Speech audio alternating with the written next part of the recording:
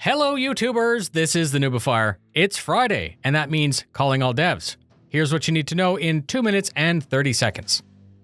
The question was asked, where are we with the switchover to Vulcan API?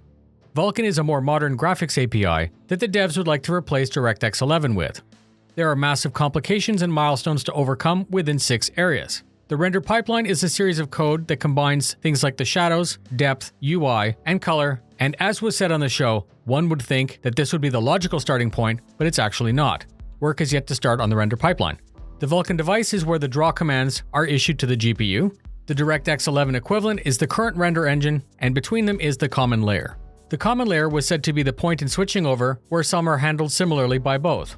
The post effects are the bloom, the lighting, the blur, the lens flare, and others. This is being worked on by a team of 2, and it was said that good progress was being made.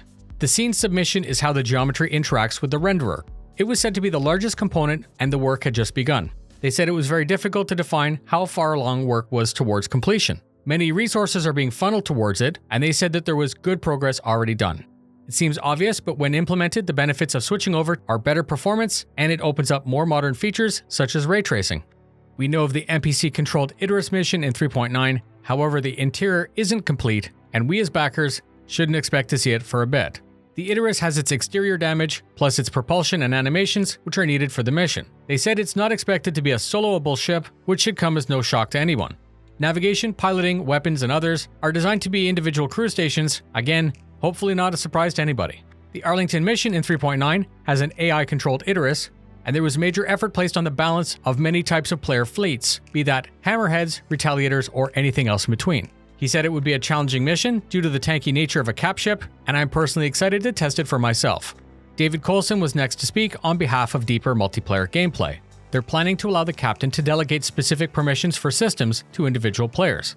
This would by default create weapons officers, chief engineers, science officers, just like we would see on Star Trek. All this is dependent on the backend systems which are not yet implemented. The minigame isn't planned to be the path for the system, as they're building up system panels and components, resulting in a more realistic set of actions. This is the plan for all roles.